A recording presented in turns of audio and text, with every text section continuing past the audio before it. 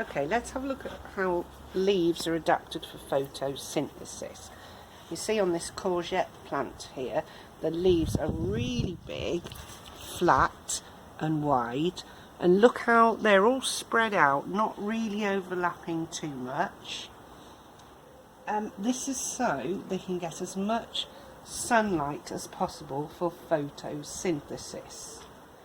And if you have a look at the top of the leaf compared to the top's a lot darker because it's got a lot more chloroplasts in it. It's got the veins here as well, you can see very clearly for the water. And of course the photosynthesis is going to provide food for the plant so the plant can grow and have energy and can produce the flowers and the fruit. Have a closer look now at how the leaf is adapted to get the gases in and out. So the gases needed for photosynthesis, you need to get carbon dioxide in and oxygen out.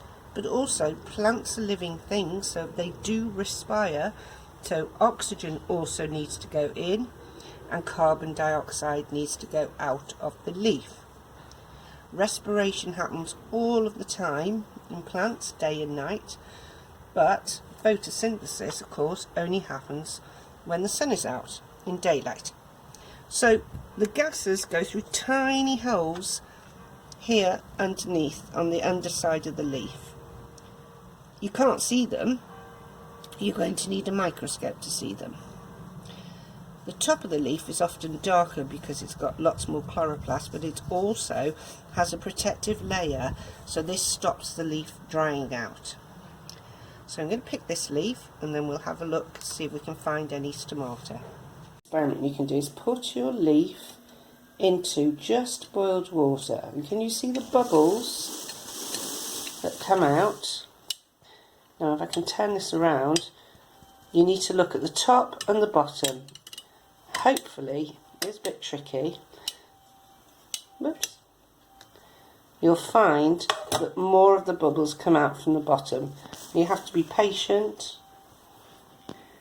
and make some good observations. You will also have to wait for the water to stop boiling before you do the experiment, because obviously you'll get the bubbles of the gases in the water. What you can do is actually look at the stomata underneath the microscope if you've got one of those science kits at home.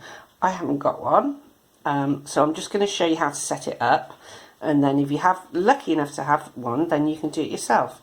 So first of all, you put some nail varnish on the underside of the leaf, okay? I've used coloured so you can see it, but it won't work if you use coloured. You've got to use transparent. So you wait for the nail varnish to dry, and once it's dry you put some sellotape on it, and then all you have to do is peel it off, and if you notice it takes off some of the bottom layer of the leaf, and that will have an imprint of the stomata on it, and you can put that onto your microscope slide and look at it under the microscope, and you should see images of stomata.